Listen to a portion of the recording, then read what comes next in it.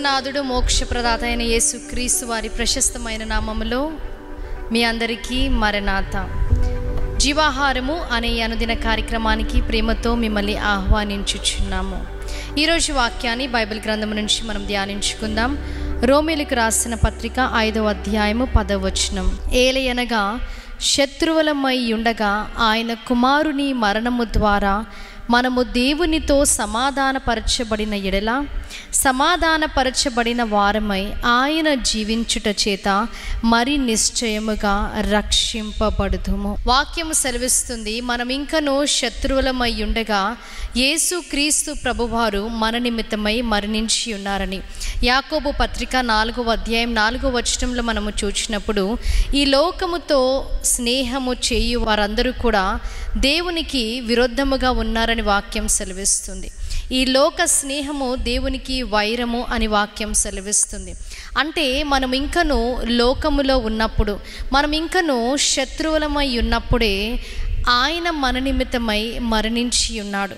ఆ తండ్రితో కోల్పోయిన సమాధానాన్ని స్థిరపరచడానికి ఆ యేసుక్రీస్తు ప్రభువారే ఆ పరలోక వైభవాన్ని, ఆ పరలోక రాజ్యాన్ని విడిచిపెట్టి భూలోకానికి, ఈ పాపులున్న లోకానికి ఆయన వచ్చి ఉన్నారు. మానవులని తండ్రితో సమాధానపరచడానికి ఆయన వచ్చి ఉన్నారు. అందుకే వాక్యం సెలవిస్తుంది, యేసుక్రీస్తు ప్రభువు అందరైతే సొంత రక్షకునిగా అంగీకరిస్తారో ఇప్పుడు సమాధాన స్థితి వారు పొంది ఉన్నారని వాక్యం సెలవిస్తుంది. ఆ సిలువ దగ్గరికి వచ్చి మనము ప్రార్థన చేయకపోతే, పశ్చాత్తాప హృదయముతో ఆయన దగ్గరికి వచ్చి మన పాపములని ఒప్పుకొనకపోతే సమాధాన స్థితిని మనము పొందుకోలేమని వాక్యం సెలవిస్తుంది. మనం ఇంకను శత్రువులుగా ఉన్నప్పుడే, అంటే ఈ లోకముతో స్నేహము చేసిన వారిగా ఉన్నప్పుడు, అన్య జనుల వలె మనం ఉన్నప్పుడు, వాగ్దానం అనేది మన జీవితంలో లేనప్పుడు, దూరముగా మనము ఉన్నప్పుడు దేవాతి దేవుడు మనని ఆయనకు దగ్గరగా చేసి ఉన్నాడు. ఆయనకు శత్రువులుగా ఉన్న మనను మిత్రులుగా మార్చి ఉన్నాడు.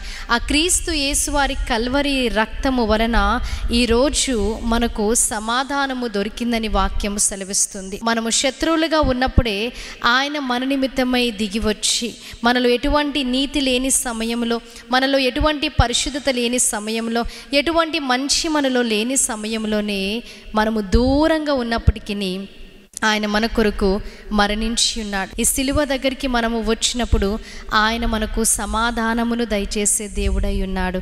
ఇటు వాక్యాన్ని దేవుడు మీ వినికిడిలో, హృదయంలో భద్రపరిచి దీవించి ఆశీర్వదించునుగాక. ఆమేన్. మహాగణుడా, మహోన్నతుడా, మీకు స్తుతులు స్తోత్రాలు. అవును తండ్రి, మేము ఇంకనూ శత్రువులమై ఉండగా, ఈ లోకముతో మేము స్నేహము చేసిన వారమై ఉండగానే మా నిమిత్తమై పరిశుద్ధుడైన మీరు మరణించి ఉన్నారు తండ్రి. ఆ సమాధాన స్థితిని మాకు దయచేయడానికి మీరు మరణించి ఉన్నారు. అందును బట్టి మీకు స్తుతులు.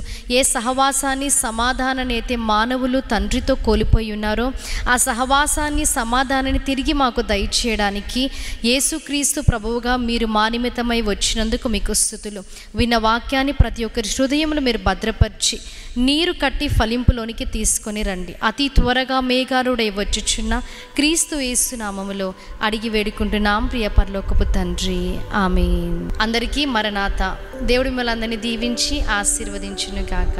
ఆమేన్.